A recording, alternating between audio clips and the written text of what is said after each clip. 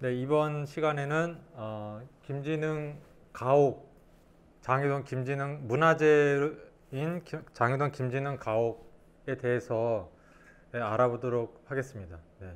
그래서 앞서는 그 장이동이라고 하는 동네, 그 다음에 그 김진흥 가옥과 관련된 인물들까지 알아봤고요. 오늘 지금부터는 이제 이 집에 대해서 기본적인 내용부터 또 조금 깊은 내용까지 한번 다루어 보도록 하겠습니다. 네. 자, 집에 가면 좋겠죠? 네, 집에 가입니다. 집가. 자, 이 일러스트에 대해서 몇 점을 주시겠습니까? 5점 만점에 4점. 4점 안 되나요? 네, 나름 열심히 노력해서 만든. 네. 자, 우리 동네 장이동입니다. 네, 장이동 이렇게 보니까 좀 이렇게 뭔가 좀 어둡게 느껴지는데요. 뭐 도시의 변화라고 하는 것은 어쩔 수 없죠. 네, 장이동도 원래는 여기가 다 산이었는데 또 이렇게 작은 오밀조밀하게 집들이 생겨나고 골목들이 생겨났는데 이거는 뭐 어쩔 수 없는 현상인 것 같아요. 인구가 서울의 인구가 증가하면서. 근데 이런 아파트들이 이제 들어서고 여기가 이제 장이 뉴타운이 되다 보니까 이제 완전히 다 아파트화가 될 뻔하다가 지금 조금 느리게 진행되고 있는데 일단은 진행형입니다. 그래서 여전히 만수의 일반 주택들이 철거가 되고 있고요. 근데 이러한 변화들은 단순히 주거지의 어떠한 뭐 변화라기보다는 이 지역이 갖고 있는 땅의 역사를 철저하게 지워버리거든요. 이 아파트가 지어짐으로 해서 그 전에 있던 뭐 주민들이 다 뿔뿔이 흩어지는 것은 물론이고 이 땅에 남아있던 어떤 골목길이라든가 그런 어떤 세밀한 어떤 것들, 지형조차도 다 사라져 버려요. 그래서 그냥 너무나 밋밋한 이제 동네가 될 가능성이 있어서 좀 많이 우려스러운데요. 아무튼 앞으로 어떻게 진행될지 지켜보겠습니다. 우리 동네 장이동에 이제 보면은 또 이렇게 있습니다. 네, 뭔가 이렇게 컬러풀한 게 하나 나오는데요. 앞으로 여기에 모든 것들이 다 변해도 변하지 않을 유일한 하나, 바로 이 김진흥 가옥이죠. 왜냐, 문화재이기 때문에. 모든 것이 다 아파트화 되더라도 변하지 않을 그 하나, 바로 그게 김진흥 가옥입니다. 그래서 장이동에서 김진흥 가옥은 굉장히 중요한 의미를 갖게 되고 앞으로 더 의미는 더 커질 겁니다. 자, 김진흥 가옥을 한번 소환해 보겠습니다. 네, 이렇게 소환했어요. 이거 어떻습니까? 4점 만점에 점수가 너무 박하군요. 자, 제가 이렇게 소환을 했는데 보면 집이 조금 복잡해요. 그러니까 여러 최소 5개의 건물들이 이렇게 서로 연결되어 있는 구조라서 조금 복잡하고 안채, 뭐 사랑채, 별당채, 뭐 또 마당들도 여러 개가 있고 또 이렇게 화계라고 하는 그런 꽃 계단도 여러 개가 있고 그래서 좀 복잡합니다. 근데 그만큼 볼거리가 많고 집으로서의 여러 요소들이 있다는 이제 얘기가 되겠죠. 그래서 우리가 어떤 가옥에 대해서 제일 먼저 기본적인 정보는 사실 건축물 대장이에요. 이거는 이제 공식적인 기록이죠. 그래서 뭐 주소부터 해서 뭐 연면적, 뭐 건축물의 구조, 소유권 뭐 이런 것들이 나옵니다. 근데 사실 우리가 이 집을 이해하는 데는 건축물 대장은 별로 도움이 안 돼요. 네. 그 다음에 이제 문화재청, 이게 문화재니까 그럼 문화재청에는 어떤 정보가 있을까? 그래서 보면은 문화재청 사이트에 들어가 보면은 문화재별로 다 설명이 나와 있습니다. 그래서 보면은 김진흥 가옥이 민속문화재 제25호예요. 서울특별시에 77년도에 지정이 되었고 보면은 순조의 셋째 딸 덕원공주의 남편 윤희선이 지은 집이다. 그러니까 건립의 주체가 누구라고 명시하고 있고 고종 2년 1865년에 지어졌다라고 상당히 단정적으로 이야기를 하고 있어요. 사실 근거가 좀 부족하긴 한데요. 그 다음에 이제 건축물의 어떤 형태, 그 다음에 배치, 뭐 큰 사랑방, 뭐 대청, 뭐 작은 사랑, 뭐 이런 식으로. 그 다음에 뭐 약간 그러니까 공간적인 이야기, 뭐 누가 지었는지, 언제 지었는지, 뭐 그런 이야기를 일단 기본적으로 소개하고 있습니다. 근데 문제가 이 집이 일단은 뭐 관리자가 누구냐 하면은 여전히 김진흥 선생으로 되어 있는데, 이분은 작고하신 지 오래됐기 때문에 또 소유 관계가 넘어갔기 때문에 일단 이제 기본적인 사실에서도 지금 이렇게 업데이트가 안 된 부분이 있고요. 근데 그거보다 더 중요한 거는 이 가옥이 왜 지어졌는가에 대한 배경 설명이 전혀 없어요. 그냥 이건 그냥 집이 있고 이 집이 어떤 형태로 되어 있다는 얘기만 할 뿐이지, 이 집이 왜 지어졌는가에 대한 배경을 이야기하지 않고 있어요. 그게 사실 가장 중요한 부분이고, 단 한 줄이면 되는데 그 설명을 하지 않고 있습니다. 네. 그러니까 용을 그려놓고 눈을 그리지 않은 거죠. 네. 자, 그래서 좀 답답한 마음에 그 건물 앞에 보면 이제 안내판이 있죠. 안내판은 어떤 내용이 있나 한번 들여다봤어요. 참고로 여기 이제 사진 찍은 사람 바로 저입니다. 네. 그래서 보면은 이제 기본적인 내용, 뭐 민속 자료이고, 덕원공주의 남편 남영희 윤희선과 그의 양자 윤영구가 살던 곳이다. 뭐 이거는 뭐 맞을 것 같아요. 살던 곳이다. 살림집으로서의 역할도 있었죠. 그 다음에 윤영구는 이러이러한 관직을 했는데 을미사변 이후에 관직을 거부하고 이것에서 응거하였다라고 응거라는 표현을 썼고, 그 다음에 이제 사랑채 대청, 이게 좀 논란이 될 수 있는데요. 사랑채 대청에 보관되어 있던 상량문에 울충년에 세워졌다는 기록이 있는 것으로 보아. 실제로 울충년이라고 하면은 이제 뭐 일단은 1865년을 상정할 수가 있는데, 실제로 이 울충년에 세워졌다는 기록이 상량문의 형태로 남아 있는 것인지, 아니면 그걸 누가 보았다는 증언이 있는 것인지, 요거에 대한 근거가 좀 명확하지 않아요. 네. 그래서 그렇다고 해서 사랑채를 뭐 다시 뜯어봐야 되느냐 하면 또 일이 커지니까 그럴 수는 없을 테고, 일단은 울충년 1865년에 지어졌다는 것은 조금 확실한 근거가 현재로서는 있다고 생각되진 않지만 정황상 그 정도 시기로 보는 것 같기도 해요. 그 다음에 이제 집의 각각의 개별 건물들이 어떤 형태를 띠고 있다. 근데 이제 이 건물은 조선시대 부마 도위의 집이라는 점에서 문화재적 가치가 크다 라고 되어 있고, 누구누구 김진흥 소유주인 김진흥 선생이 불교 교단에 기증하여서 이렇게 됐다. 근데 여기서 지금 이제 문제가 가옥 건립 배경, 앞서와 마찬가지로 이 가옥이 건립된 배경에 대한 이야기가 없어요. 네. 그냥 가옥의 현재 상황, 물리적인 어떤 것들을 열거했을 뿐이지 이 가옥이 여기 들어선 배경에 대한 설명이 없고, 두 번째는 이 가옥을 부마 도위의 집이라고 하는 것에 방점을 찍어서 그래서 문화재적 가치가 크다고 얘기를 했기 때문에 이 집 자체의 성격을 굉장히 잘못 짚은 거예요. 이 여기는 부마 윤희선이 나 여기서 살고 싶어 라고 해서 지은 집이 아니거든요. 네. 덕원공주의 묘가 있고 해서 어쩔 수 없이 여기에다가 근거지를 마련했을 뿐이지, 그래서 이거를 부마 도위의 집이라고 얘기해서 마치, 그러니까 그래서 지금 부마 축제가 부마 가옥이니까 거기에 부마와 공주가 행복하게 살았을 것 같다라고 하는 이미지를 떠올리잖아요. 근데 실상은 전혀 그렇지 않거든요. 그러니까 부마의 집이다라고 하는 살림집 같은 어떤 뉘앙스를 주고 해서 이거는 조금 오해할 수 있는 소지가 많다는 생각을 말씀드립니다. 그래서 이 안내판도 전적으로 신뢰하기는 좀 어렵다. 그럼 건립의 배경은 뭐냐? 어렵지 않아요. 옛날 항공사진을 보면 바로 여기 지금 거리에 덕원공주의 묘가 있는 거예요. 이렇게 생생하게 남아 있어요. 1954년 지도입니다. 그리고 이 집이 있는 거예요. 누가 봐도 이 집이 지금 김진흥 가옥이라고 하는 거 알 수 있죠. 똑같거든요. 그러면 이 집이 왜 들어섰는가? 그거는 바로 이 덕원공주의 묘가 있기 때문에 이 덕은공주 묘역에 부속된 제천 건물인 거죠. 그러니까 제사를 지내고 제사 준비를 하는, 제사를 지내기 위한 준비 공간이면서 또 평소에 묘소를 관리하고 둘러보는 그 관리인이 기거하던 그런 목적으로 지어진 거예요.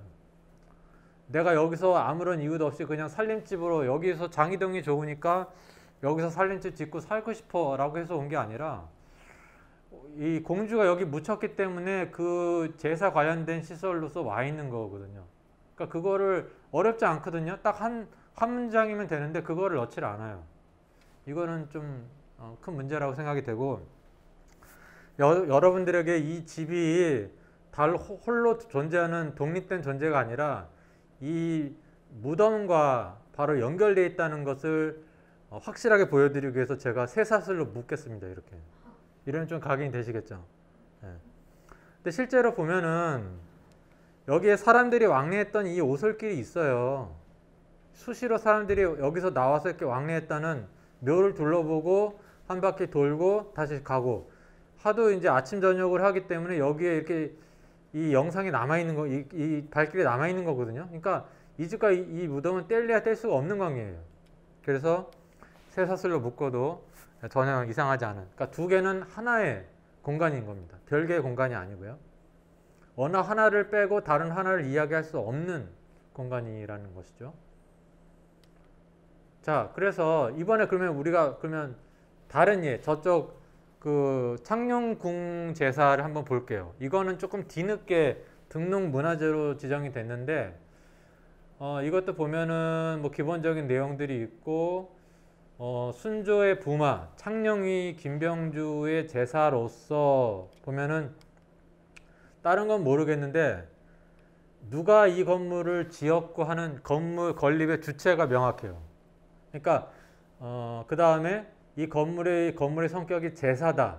여기 제사라고 하는 것도 제사와 관련된 그런 시설이라는 얘기거든요. 그러니까 건립의 배경, 그 다음에 건립의 주체, 이거를 명칭에 다 넣었어요.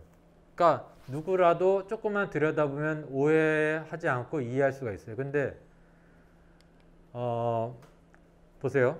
그래서 창녕이 궁제사라는 이름은 건축물의 건립 주체와 건립 이유를 명확히 드러냄으로써 그 명칭만으로도 역사성을 확보하고 있어요. 근데 장이동 김진흥 가옥은 김진흥이라고 하는 인물이 소유자인데 그분만의 이름만을 부각함으로 해서 건축물이 어떤 역사를 갖고 있는지를 전혀 알 수가 없어요. 그리고 오히려 많은 오해를 초래하고 있어요. 그래서 이거는 사실은 뭐 당시에 이제 법률상 소유주의 이름을 문화재 이름으로 한다라고 하는 그런 규정이 있으니까 이제 그렇게 했겠지만, 많은 사람들이 김진흥 가옥이라고 그러면 김진흥이라고 하는 분이 얼마나 대단하신 분이길래 그분의 가옥이 남아있느냐, 그렇게 이야기를 하게 되죠. 근데 물론 김진흥 선생이 대단하신 분이죠. 그러니까 이 가옥을 잘 지켜서 또 공공이 이용할 수 있는 그런 보존하셨으니까 사실은 이 김진흥 선생과 그 부인 되시는 분의 그 노고는 분명히 우리가 높이 평가를 합니다만은, 이 가옥 자체가 이 김진흥 선생이 지었거나 그런 연관성이 있는 건 아니기 때문에 사실 이런 명칭만으로는 좀 많은 오해를 낳을 수 있다는 것이죠. 그래서 우리가 조금 또 다른 얘기를 하자면, 공자의 제자 중에 좀 엉뚱한 제자가 자로가 있었어요. 자로가 공자에게 선생님께서 만약 정치를 하신다고 그러면 무엇부터 제일 먼저 하실 겁니까? 그랬더니 공자가 뭐라고 그랬냐면, 나는 이름을 바로잡겠다라고 했었어요. 정명이죠. 정명. 나는 먼저 이름을 바로잡겠다. 왜냐하면 이름이 바르지 않으면 말이 순하지 않고, 말이 순하지 않으면 일이 이루어지지 않는다라고 했어요. 그러니까 모든 것에 알맞는 명칭을 쓰지 않으면 많은 오해를 낳고 혼란을 야기하고 해서 일이 이루어지지 않는다. 바로 우리가 이 김진흥 가옥이 제사라고 하는 성격을 우리가 명확하게만 알았어도 거기서 무슨 신혼 무슨 혼례 행사를 한다는 건 좀 맞지 않는다는 걸 알 수가 있죠. 근데 그런 거 없이 그냥 부마 가옥으로만 알려지니까 너무나 많은 혼란들이 생기는 거예요. 그러니까 이 공자의 이 말씀이 굉장히 이 장이동에 딱 맞는 케이스라고 할 수가 있습니다. 자, 그래서 창녕이 궁제사 안내판을 또 볼게요. 안내판 보면 제가 이거 비 오는 날 비옷 입고 찍은 제 모습이 나오고 있습니다. 보면 이 두 개가 있는데요. 하나는 이제 한 단락은 좋아요. 누가 지었고 제사는 원래 묘소 교태 지어 제사를 지낼 때 사용하는 곳이다 라고 해서 이 제사라고 하는 거에 대한 그 원래 그러니까 그 용도까지도 명확하게 밝혔어요. 굉장히 좋은 설명이에요. 근데 이제 문제는 집의 동남쪽에 있는 보건공주의 동생인 덕원공주의 집이 자리하고 있는데 이 집은 이건 조금 뭔가 빠진 것 같은데 전형적인 경기지방 살림집의 형태를 취하는 오케이. 그러니까 덕원공주의 그 집이 있는데 그 집이 살림집의 형태를 취하는 집이다. 그래서 이 창녕의 궁제사와는 좀 다르다라는 얘기를 하고 있거든요. 그러니까 무슨 얘기냐면 이 글을 쓰신 분이 저 가까운 거리에 덕원공주의 그 저기 집도 있는데 부마가옥도 있는데 그것과 이것을 조금 비교해서 뭔가 이야기를 한 줄이라도 더 써보고 싶었던 거예요. 근데 이분이 덕원공주 그 부마가옥에 대해서 잘 모르셨던가. 그래서 이거를 마치 살림집인 것처럼 또 여기다 얘기를 했어요. 그래서 이거는 조금 이 설명은 좋았는데 이 설명은 좋지 않았다. 그래서 덕원공주의 집이라고 하는 표현을 씀으로 해서 실질적으로 살림집이라고 하는 인상을 주고 사실관계를 좀 우회적으로 왜곡 전달하는 그런 거거든요. 그러니까 사실 이러한 설명이 굉장히 중요한 거예요. 그러니까 뭐 깊은 내용을 담을 수는 없더라도 사실관계를 오해하지 않도록은 써야 되는데 그게 또 쉽지 않다는 것이죠. 자, 그래서 이제 봤고요. 그래서 여기서 잠깐 민속문화재가 있고 이제 등록문화재라고 하는 거 있는데 이게 뭐냐? 일단 두 개가 비슷한 성격의 건물인데 하나는 등록문화재고 하나는 민속문화재예요. 그래서 이 등록문화재라고 하는 개념은 2000년대 초에 이제 도입된 개념이에요. 그래서 이거는 어떤 건축물들이 좀 보존과 또 활용할 수 있는 그런 거에 좀 주안점을 두고 지정을 한 거가 이제 국가에서 이제 관할하는 등록문화재고 이 민속문화재는 지자체에서 지정할 수가 있어요. 그래서 국가 지정문화재는 아니지만 뭐 어떤 그 시대의 풍속이라든가 관습이라든가 이런 것을 유추해 볼 수 있는 어떤 근거 자료가 되는 문화재라가 이제 민속문화재라고 이제 얘기를 하고 있죠. 그래서 이거는 진작부터 있었던 개념이기 때문에 77년도에 민속문화재가 되었고요. 그래서 뭐 어느 문화재가 더 높은 거냐 그런 경중을 따질 건 아니고 둘 다 잘 보존하고 또 활용할 수 있어야겠습니다. 자, 그래서 이제 계속 제청, 뭐 제사 이런 게 나오는데요. 다시 한번 정리를 하자면 제청은 우리가 제사할 때 제자에다가 마루 청자예요. 무슨 뭐 건물 청자도 되고요. 그래서 제사를 지내기 위해 무덤 옆에 마련한 곳, 뭐 제사를 지내는 대청, 그러니까 제사와 관련이 있는 그런 건물이라는 거고, 또 이게 국어사전이고, 그 다음에 이제 백과사전에도 뭐 비슷한 제사를 지내는 그런 용도의, 그러니까 제사를 지낼 수도 있고, 아니면 거기서 제사 준비를 해서 이렇게 뭐 음식 준비라든가 필요한 물품을 보관한다든가 그런 창고 역할도 하는 거죠. 여러 가지 역할을 합니다. 그 다음에 이제 또 그래서 예를 들면 뭐 이런 뭐 여러 가지가 있어요. 이런 문화재 이름에 뭐 이렇게 뭐 제청이다라고 하는 거가 들어가는 예가 많이 있고요. 그래서 이런 제청들에서 중요한 게 이 대청 마루예요. 그러니까 만약 비가 오거나 이러면은 묘에 가서 제사를 못 지내기 때문에 대청에서 제사를 지내야 되거든요. 그래서 대청이 좀 넓어야 되고 사실은 이 제청에서 그러니까 대청에서 회의도 하기도 하지만 또 경우에 따라서는 제사를 지내기도 한다. 네. 그 다음에 이제 제실, 그러니까 창녕이 궁제사 할 때 그 제사 또는 제실 이런 것도 비슷한 의미인데 이 제자는 좀 틀려요. 그래서 내가 무슨 재개를 하다. 그래서 재개한다는 건 이렇게 몸과 마음을 깨끗하게 한다 그런 의미잖아요. 그래서 뭔가 이렇게 근신하는 그런 어떤 의미를 담고 있는데 그래서 이제 용어상에 조금 한자가 들어가니까 어렵긴 한데 역시나 제사라고 하는 예를 염두에 둔 그런 공간이다라고 볼 수가 있어요. 그래서 뭐 이러한 이제 용어를 한번 정리를 하고요. 그래서 뭐 제실, 제사, 뭐 제청, 뭐 다 비슷한 성격이라고 볼 수가 있습니다. 그래서 그거에 대한 이제 가장 기록이 공식적인 기록이 이제 어떤 기록이 있냐면 제청과 제사의 어떤 사례로서 지금 이제 숙빈 최씨 소령 원이라고 하는 묘소의 그런 이제 부속된 제청 제실 시설에 대한 이게 그림이 남아 있습니다. 그래서 이 숙빈 최씨가 누구냐면 바로 영조 임금의 생모예요. 사실 대단한 분이죠. 근데 숙빈 최씨 자신은 뭐 비도 아니었고 빈도 아니었고 신분이 굉장히 낮아서 사실은 뭐 숙종이 사실 또 여성 편력에 또 뭐 엄청난 또 임금이셨죠. 네, 그야말로 풍파를 일으키는 정도로 여성 편력이 좀 약간 있으셨는데 물론 이제 뭐 조금 처음에 맞으셨던 비들이 좀 일찍 돌아가시고 후사를 얻기 어려운 좀 상황이 되다 보니까 좀 그런 있었는데 아무튼 그 처음에 이분이 그 영조의 어머니께서 일찍 돌아가셨는데 그때는 영조가 세자가 아니어서 무덤의 격이 많이 낮았어요. 그런데 이제 후에 소령 묘에서 소령 원으로 이제 승격되면서 이런 공식적인 기록이 남게 되었죠. 그래서 묘가 여기에 있고 이거에 부속된 건물들이 있고 보면 여기 부속된 건물들이 제청이라고 되어 있고 또 제실이라고 되어 있어요. 그러니까 이런 용어들이 당시에 썼다는 거고 여기서 다 제사 준비를 다 해가지고 여기 가서 제사를 지내는 거예요. 이 근처에 가서. 그러니까 여기는 준비 시설이고 만약 여기 막 비가 내리고 뭐 벼락이 내리치고 그러면 제사를 못 올리니까 이 안에서 제사를 하는 거죠. 네. 그래서 이제 보면은 요거에 대해서는 조금 더 이제 자세하게 어떤 용도로 안에가 어떤 시설들이 있다는 거가 좀 더 자세한 기록이 있어요.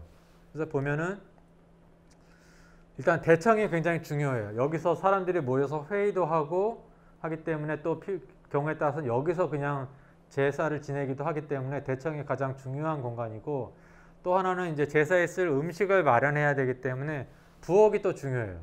부엌이 또 중요하고 그래서 부엌이 좀 규모가 커요.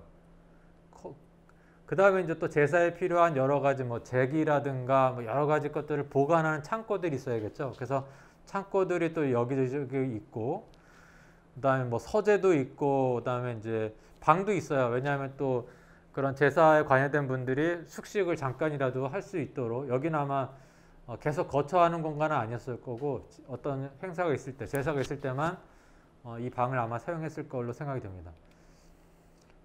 그래서 이제 실제로 이제 이러한 구성이 제청이나 제실의 어떤 기능을 담고 있는 건물 구조다라고 하는 걸 알 수 있어요. 그래서 제사 준비, 음식 마련, 뭐 회의, 제기 등 물품 보관, 그다음에 같이 음식을 나눠 먹는 음복도 같이 여기서 했을 거고요. 그다음에 이제 비가 올 때에는 여기서 이제 제사를 지내는 망제도 여기서 했을 거고 평소에는 묘소 관리인의 생활 공간이었다.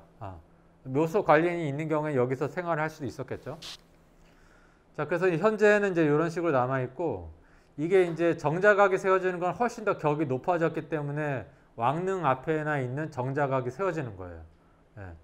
그래서 이제 지금은 좀 많이 지금 예전에 요거와는 좀 많이 바뀌었는데 아무튼 이렇습니다. 네. 자, 또 하나는 이제 저쪽 강남에 있는 설릉이죠. 설릉은 이제 성종과 중종이 이제 계신 곳인데 이 두 분이 다 왕으로서 오랫동안 재위하셨던 분들이죠. 그래서 이분들이 묘가 이렇게 양쪽에 있는데 정자각이 따로따로 있어요. 근데 보면 가운데 제실이 있어요. 그러니까 이쪽에서 제사를 지내거나 이쪽에서 제사를 지내거나 다 이 가운데에서 준비를 해서 뭐 음식물도 그쪽으로 옮기고 하는 센터죠, 센터. 네. 그러니까 제실이라고 하는 것은 개인 사가뿐만이 아니라 이렇게 왕릉에도 제실이 다 있다는 것을 알 수가 있습니다. 그러니까 반드시 있어야 되는 시설이에요. 이 무덤 곁에는 어떤 제사를 지내기 위해서 필요한 필수 시설인 거죠. 그다음에 저쪽 위에 있는 창녕이 궁제사도 마찬가지로 이 도공공주의 묘소를 관리하고 제사를 지내기 위해서 마련되어 있는 제사인 것이고요.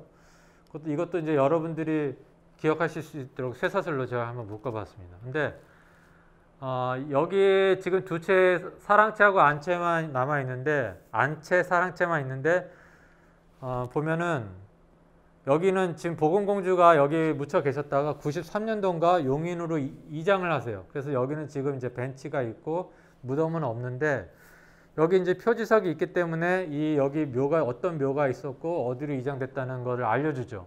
근데 지금 덕원공주의 묘 같은 경우에는 이런 것조차가 아예 없어요. 어디에 지금 묘가 옮겨갔는지 뭐 알 수가 없다는 거죠. 그래서 이분과는 지금 언니 자매 사이인데 언니는 그나마 이렇게 지금 묘소의 행방을 알 수 있는 거죠.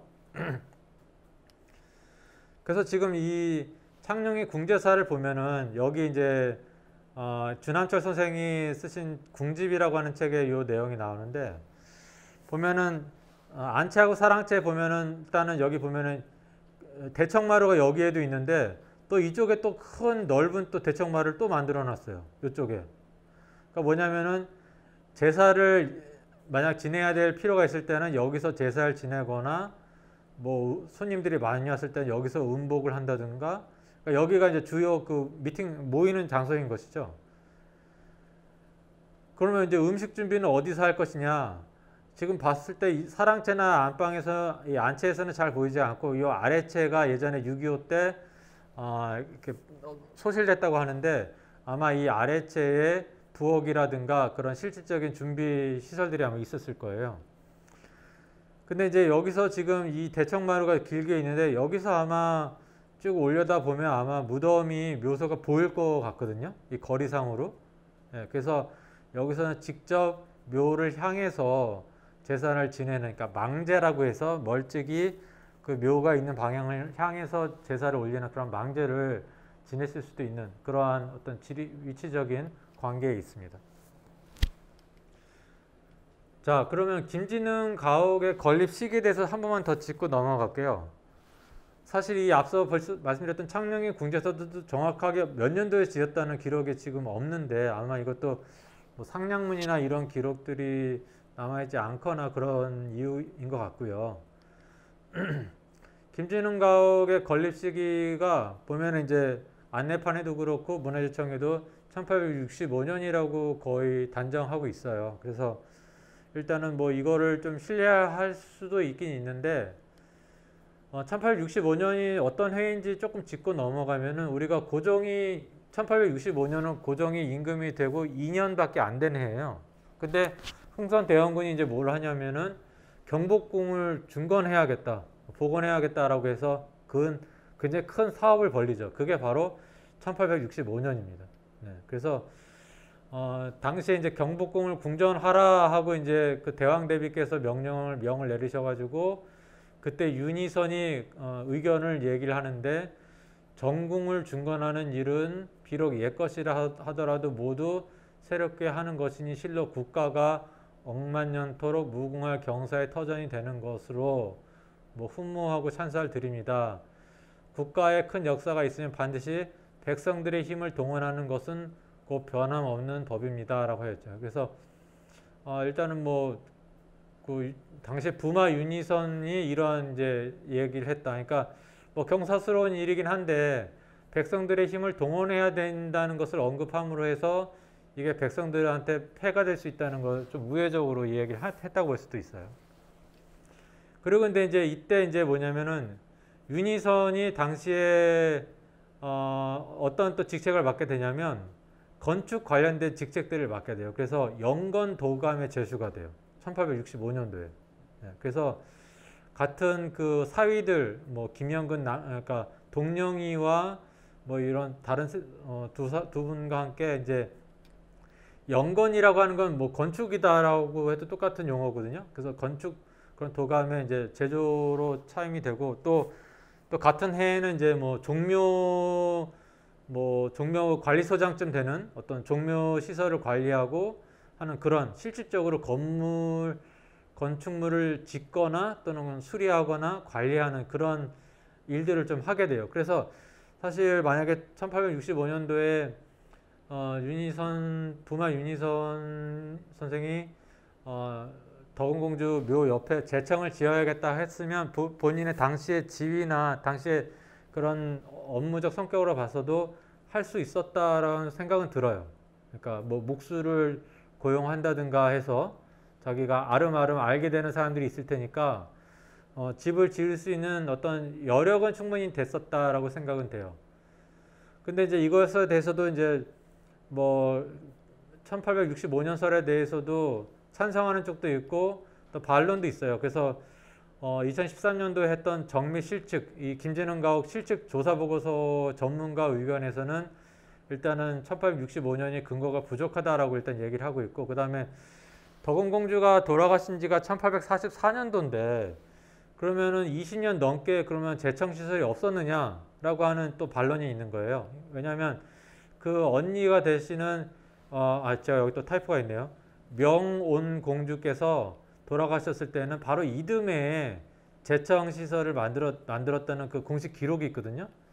근데 덕원공주는 그러면은 20년 넘게 묘는 있는데 제청이 없었느냐 하면은 사실 그것도 조금은 이상하죠. 그래서 뭐 추측하건대 약간 규모가 작은 어떤 제청시설이 있었다가 뭐 65년에 좀 더 크게 지었을 가능성도 있죠. 그러니까 정확한 내막은 모르겠지만은 전문가들에서도 1865년설에 대해서는 조금 반론도 있다는 것을 말씀드립니다.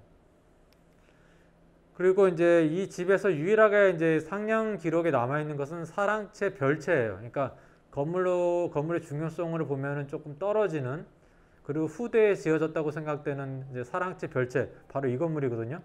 그러니까 처음에 건물이 제청이 지어졌을 때 이 안채하고 사랑채가 제일 중심, 두 개의 건물이 아마 가장 중심 건물이었고, 그 다음에 이제 별채는 나중에 이제 윤용구 선생이 여기 본격적으로 거처하시고 하면서 아마 윤용구 선생에 의해서 아마 지어졌을 걸로 생각이 되는데, 여기에 그 상량 기록이 있습니다. 그러니까 이거는 뭐 엄밀한 의미에서 상량문은 아니고요. 이거는 이제 몇 월 며칠 날 상량을 했다는 그런 기록이기 때문에, 근데 건축 연도를 알 수 있는 굉장히 중요한 사실이긴 하죠. 그래서 보면은 이렇게 적혀 있어요. 한자로. 광무 9년 을사 3월. 광무는 이제 그 고종 황제가 대한제국을 성립하고 만든 연호가 광무예요. 1897년도에. 그래서 광무 9년이면은 1905년이 되거든요. 그래서 이제 이거는 명확하게 언제 지어졌다라고 하는 것을 알 수 있는 유일한 건축물이에요. 1905년. 1905년은 또 울사늑역이 체결되고 실질적으로 조선이 일본의 식민지가 된 시기라고도 볼 수 있어요. 실질적으로 외교권을 박탈당한. 그러니까 뭐 이래저래 윤용구 선생으로서는 더 이상 세사에 관여하고 싶지 않은 그런 여건으로 가고 있었던 거고, 정말 여기에 그냥 응거하고자 했던 그런 본인의 생각이 이런 거에도 반영된다고 할 수가 있겠습니다.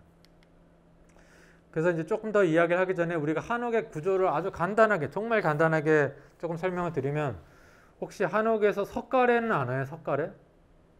기둥은 알죠? 기둥. 그 다음에 석가래. 석가래. 네. 석가래는 바로 이 갈비뼈 부분이, 우리도 석가래 있잖아요. 집에 지붕을 만들기 위해서, 지붕자락을 만들기 위해서 뼈대예요, 뼈대. 석가래가 이게 돌출되죠. 석가래는 바깥에서 다 보여요. 석가래가 있고 대들보가 있고, 너는 우리 집안에 대들보야 그러면 바로 이 대들보예요. 이 대들보가 부러지면 집이 와르르 무너지죠. 그러니까 우리 누구누구는 대들보야 그러면 굉장히 무시무시한 거예요. 많은 책임감이 따르는 거죠. 그 다음에 석가래, 대들보, 그 다음에 기둥, 그 다음에 여기 보면 이 돌이라고 그래서 이쪽 수직 방향으로 들어가는 그 좀 굵은 부자재가 있어요. 그래서 그 도리가 몇 개 들어가느냐에 따라서 3개가 들어가면 3량집이고 5개가 들어가면 5량집이에요. 그러니까 여기서 따지자면은 저런 거가 돌이에요. 이렇게 석가래를 받치고 있는 이 길이 방향의 이 부재, 이게 돌이거든요. 도리가 3개 들어갈 수도 있고 최소 3개, 뭐 5개 들어갈 수도 있고 7개 들어갈 수도 있고, 더 이상 뭐 건물이 커지면. 근데 이제 그 중에서도 이 5개를 받치는 구조가 이제 5량인데, 여기에 이렇게 대들보 위에 또 하나의 조그만 볼을 얹어서 이런 구조로 가든지, 아니면 여기다 기둥을 하나 세워가지고 이렇게 가든지. 그래서 타입이 여러 가지가 있는데 이거 그냥 오량집 이건 고주라고 해서 이게 하나가 기둥이에요. 통으로 기둥이에요. 기둥. 그러니까 이거는 동자주라고 그래서 조그만 어린아이 기둥을 또 세우는 거거든요. 근데 여기다는 동자주 하나에다가 고주 높은 기둥 하나 더 세워요. 그래서 이런 구조도 있어요. 그래서 여기가 이제 텐마루가 되고 여기가 이제 안에 실내가 되는데 이거는 이제 내부 구조를 짜기 아주 용이하죠.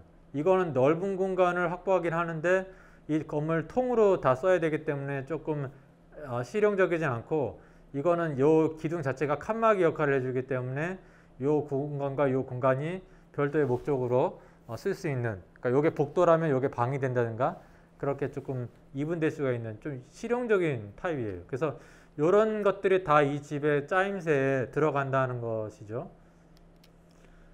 자, 그래서 뭐 가옥의 구성을 보면은 뭐 쭉 설명이 나와 있어요. 네, 그래서 뭐 디귿자, 안채, 뭐 사랑채, 뭐 디귿자, 별채, 그래서 뭐 이런 기역, 니은, 디귿 뭐 이런 형태를 이제 따서 얘기를 했는데, 자, 하나씩 보면은, 자, 이렇게 지금 5개의 건물들로 이루어진 하나의 군이죠. 건물 군이죠. 네, 그래서 가장 처음에 아마 안채하고 사랑채가 가장 중심 건물이었고, 나중에 이제 별채와 이런 별당채가 지어졌을 걸로 생각이 됩니다. 문간채도 행랑채도 이제 어느 시점에 있었을 거고요. 아마 처음에 같이 지어졌을 수도 있고. 그래서 이제 전문가들이 면밀하게 봤을 때 약간의 이제 건물들 사이의 어떤 관계를 보면 이게 이거보다 늦게 지어졌다. 좀 그런 것들이 유추되는 부분들이 있는데, 그러니까 지금은 이제 이 건물들이 동시에 지어지진 않았고 하나씩 지어졌는데 그 수법들이 조금씩 다르다. 이제 그런 이야기들이 있어요. 그러니까 정확한 개별 건물들의 건립 연대는 알 수가 없고요. 이 건물만 빼놓고서는. 자, 그러면 가옥의 구성을 빨리 볼게요. 그 가옥의 구성이 행랑채가 있고, 행랑채는 요런 삼량 구조예요. 그리고 요런 평면을 갖고 있고, 여기는 이제 문간이 있는 거예요. 문간. 여기 가보셨죠? 안 가봤어요? 정말? 가보셨나요? 안 가보시면 이걸 이해하기 어려운데, 네. 여기가 출입문이 있어요. 여기 출입문이 있어서 여기가 이제 문간채예요. 문간채. 그래서 여기는 이제 여러 개의 방들이 있어요. 그러니까 예전 같으면 여기에 이제 그러니까 그 머슴들이 사는 기거하는 방이죠. 그래서 여봐라 그러면 여기서 빨리 뛰어나와 갖고 문 열어주고 그랬는데, 사실은 대문간이 여기 있었다고 지금 보거든요. 실제 대문간은 여기 있었고 여기는 중문이에요. 중문. 가운데 문. 그러니까 어떤 이유로 이 대문간채가 없어진 걸로 지금 보이는데, 그래서 아무튼 지금 이 상황에서는 여기가 대문 역할을 하다 보니까 여기에 여러 개의 방들이 있고, 여기에 이제 뭐 시종 방도 있고, 그 다음에 여기 이제 약간 부속적인 성격이 있는 거죠. 그 다음에 또 중요한 게, 예전에 이게 안채인데, 안채는 이 바깥에서 문이 열렸을 때 안채가 보이면 안 돼요.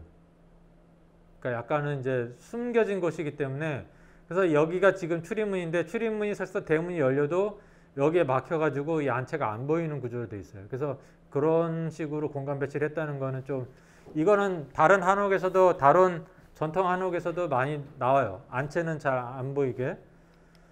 자, 그 다음에 이제 이거를 뭐 여러 코너에서 찍은 이제 사진들이 있어요. 이걸 안 가보셨다니까 요 느낌을 좀 정확하게 이해하시기 힘들 텐데, 들어가는 입구가 이제 있고 여기가 중문이에요. 중문 들어가면은 바로 이 건물이 막혀 있죠. 그래서 요 건물 막히기 때문에 안채가 잘 안 보여요. 그래서 안 보이고, 들어가는 입구에서 보면 이제 옆으로 또 이렇게 그 화방벽이 되어 있고요. 그래서 여기는 일단은 뭐 그렇고, 그 다음에 이제 안채를 보면 이제 이런 구조로 되어 있고, 이거는 이제 한 블록, 두 개, 세 개의 어떤 이렇게 세 개의 건물이 이제 짜여져 있는 건데, 뭐 일단 가운데는 대청이 굉장히 중요하죠. 그래서 이 대청에서 경우에 따라서는 제사도 올리고 했기 때문에 이 대청이 이 전체 집의 가장 중심적인 공간이다라고 할 수가 있어요. 그래서 이제 보면은 뭐 뒤에 굴뚝도 있고, 뭐 앞에 정면에서 보면 지금은 이제 불당으로 쓰이고 있기 때문에 여기 부처님이 모셔져 계셔서 사실 함부로 들어가기는 어려운데, 요런 그 기단들의 돌들을 보면 모서리가 다 살아있어요. 90도로. 그러니까 모서리가 다 살아있거든요. 그러니까 이거는 굉장히 공이 많이 들어간 그런 석공의 작업을 한 그런 장대석들이에요. 그러니까 처음에 이제 이 집 지을 때, 그러니까 집을 지은다고 해서 집 전체가 똑같은 공이 들어가는 게 아니거든요. 격이 높은 부분일수록 공을 더 많이 들이고 조금 덜한 부분은 그냥 좀 대충 해서 하기 때문에 이 장대석이나 요 어떤 기둥의 어떤 느낌들이 상당히 잘 지어진 집이라는 인상을 줍니다. 그 다음에 이제 사랑채도 이제 같은 시기에 지어진 걸로 생각이 돼요. 이 안채하고 사랑채도 이런 이제 1고주가 들어가는 이제 오량가 집이고요. 뭐 여기도 이제 조그만 대청이 약간 우물마루 대청이 있고 그다음에 방들이 있어요. 근데 실제로 이제 윤영구 선생이나 부마 윤희선이 이 집에서 기거하셨다면 아마 이 방들을 썼을 거고 여기서 아마 주로 시간을 보내셨을 거예요. 그러니까 안채는 아마 주로 어떤 제사라든가 손님이 오셨을 때 그럴 때 아마 공식적으로 안채를 사용했을 거고 주로 주무시고 뭐 생활하시는 거는 이 사랑채가 원래 남자들의 공간이니까 사랑채에서 기거하셨을 것 같고요. 그래서 사랑채도 보면은 제가 이 사랑채 문틈으로 이렇게 찍은 거거든요. 보면은 이런 기단이나 이런 이 밟고 올라가는 디딤돌이나 이런 것들이 보면 다 딱 모세가 살아있죠. 느낌으로도 뭉개지지 않았죠. 그러니까 이게 다 애당초 만들 때부터 굉장히 공이 많이 들어간 거예요. 이게 무조건 막 때린다고 해서 이게 그러니까 특히 모서리 부분은 이빨이 깨져나가지 않게 굉장히 조심해서 해야 되거든요. 제가 석공으로 한 반나절 일해봤기 때문에 이 석공 일이 얼마나 힘들다는 걸 제가 알아요. 이 화강석이 무지하게 단단한 돌이에요. 정말로 망치와 정으로 세게 내려쳐야 요만큼 튕겨나가요. 그러니까 돌을 이만큼 깎아낸다는 건 정말 하루 왼종일 엄청난 중노동이거든요. 그래서 일단은 뭐 이런 구조로 되어 있고요.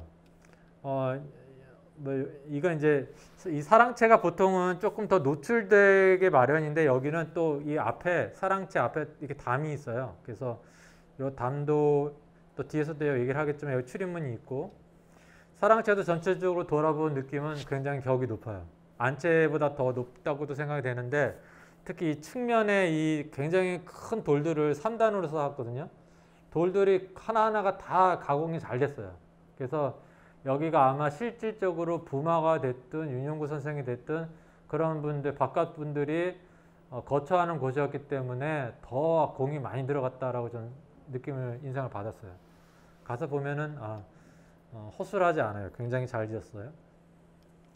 자, 그 다음에 이제 사랑 별채는 이제 1905년에 지어졌다고 했고 여기는 뭐 사랑채에 손님이 왔을 때 여기서 뭐 묵으실 수도 있고 약간은 이제 사랑채 공간이 비좁으니까 확장된 개념으로 별채를 지었다고 할 수 있겠죠.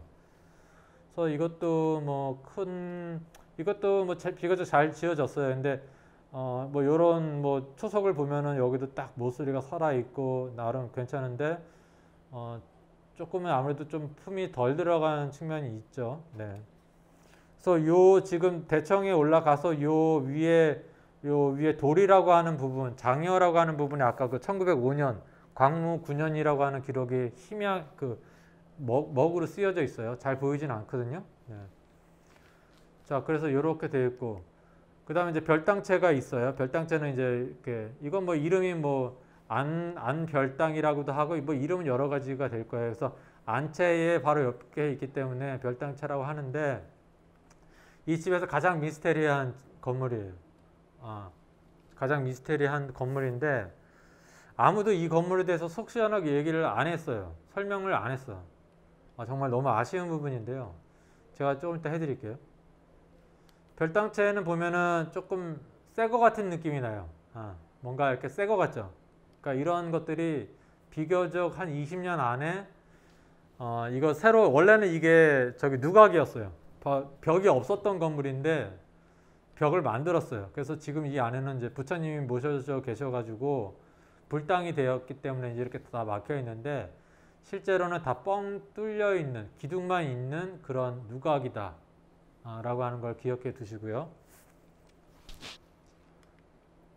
자, 그 다음에 이제 마당 공간, 이 집에 있어서 중요한 게 이 집들만 있는 게 아니라 이 비어있는 여백의 공간들도 중요한 거예요. 우리나라 한옥에서 흔히 이제 이야기하는 게 한옥은 마당을 중요시하는 가옥이다 마당에서 모든 중요한 일들을 하고 또 농사일을 하게 되면 곡식을 말린다던가 그런 거를 다 마당에서 했기 때문에 마당이 집의 중요한 살림 기능을 하는 공간이죠.